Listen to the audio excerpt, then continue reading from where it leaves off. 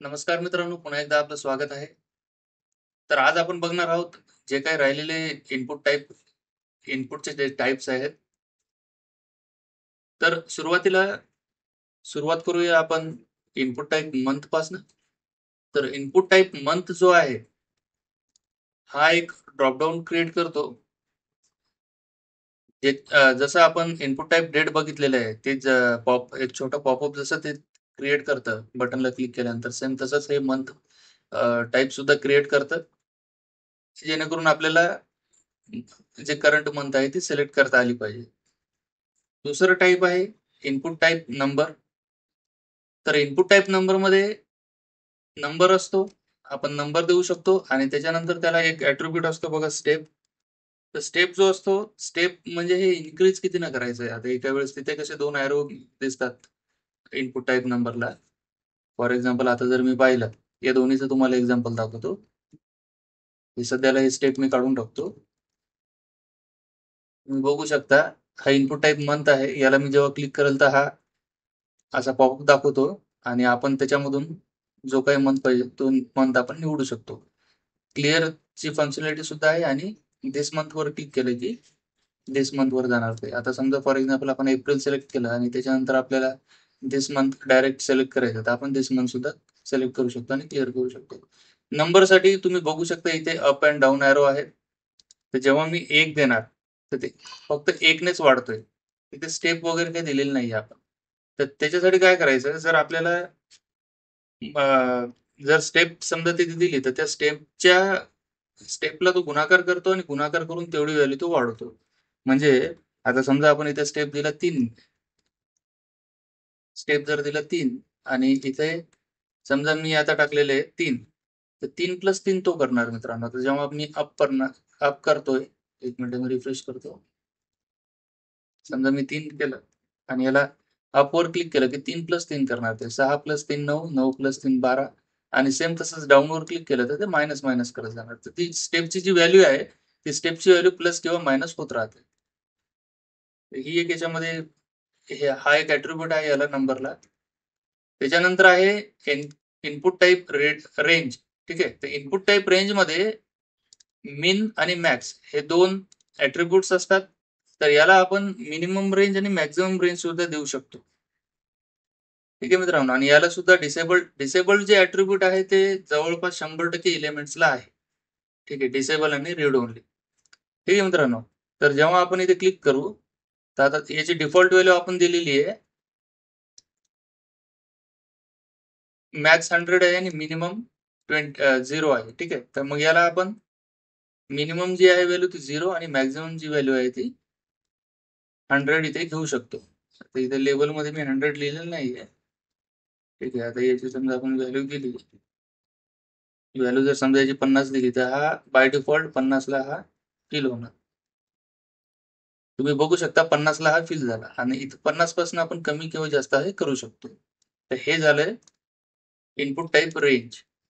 त्याच्यानंतर आहे input type search. सर्चला काय करू शकतो आपण, आता जेव्हा काही एखादा आपण सर्च टर्म टाकलेली आहे इथे, जसं आपण टाइप करायला सुरुवात करूया तसं इथे क्लोज आयकॉन येतं. क्लोज आयकॉन म्हणजे काय, तर इथे जे टेक्स्ट आहे याच्यावर आपण जेव्हा क्लिक करू तर हा टेक्स्ट जो आहे तो क्लिअर होऊन जातो. ठीक आहे. जे मी काही टेक्स्ट टाकू शकतो इथे आणि हा क्लिअर होणार. तर सर्चमध्ये कसं आहे, याची व्हॅल्यू घेऊन आपण एखादी डेटा लिस्ट आहे, डेटा लिस्टला आपण सर्च करू शकतो याच्या व्हॅल्यूला मॅच करून. तर ते जावास्क्रिप्टच्या कोडमध्ये आपण बघूया सगळे. पुन्हा जावास्क्रिप्टच्या कोडमध्ये पुन्हा हे HTML जे आहे ते रिपीटच होणार आहे आपलं. ठीक आहे. तर HTML एलिमेंटवरच जावास्क्रिप्ट वर्क करते. तर ते जावास्क्रिप्टचं जे एक्झाम्पल असतं ते दाखवण्यासाठी आपल्याला HTMLचे एलिमेंट्सच घ्यावं लागतात. त्याच्यानंतर आहे टेल. तर हे टेल जे आहे, इनपुट टाइप टेल हा टेलिफोनसाठी यूज होतो. तर इथे आपण टेलिफोन पण देऊ शकतो. जसं आता 02456 2255 44 समजा. आता हा एका प्रकारचा टेलिफोन नंबर झाला. तर ही व्हॅलिड व्हॅल्यू आहे याच्यासाठी. ठीक आहे. म्हणजे हा झाला एरिया पिनकोड आणि हा झाला ऍक्च्युअल मोबाईल लँडलाईन नंबर. ठीक आहे. आपण आता असंही करू शकतो, समजा +91 देऊ शकतो. त्याच्यानंतर 10 आकडे समजा आपण कोणताही मोबाईल नंबर इथे देऊ शकतो. तर हा झाला टेलिफोन एलिमेंट. त्याच्यानंतर आहे टाइम. तर जसं तुम्ही बघितलंय मंथ, तर सेम तसंच आहे टाइम. तर टाइम मध्ये सुद्धा आपण जे ऍक्च्युअल जे आत्ताचं जे टाइम चालू आहे ते टाइम आपण घेऊ शकतो, किंवा आपल्याला जर वाटलं आपण दुसरा एखादा काही घ्यायचंय, AM किंवा PM जरी करायचं, तर आपण टाइम सुद्धा त्याला चेंज करू शकतो. याला क्लोज करण्यासाठी आपल्याला बाजूला क्लिक करावं लागतं, तेव्हा हा क्लोज होतो. त्याच्यानंतर आहे URL. तर URL मध्ये आपल्याला प्रॉपर URL द्यावं लागते. जसं की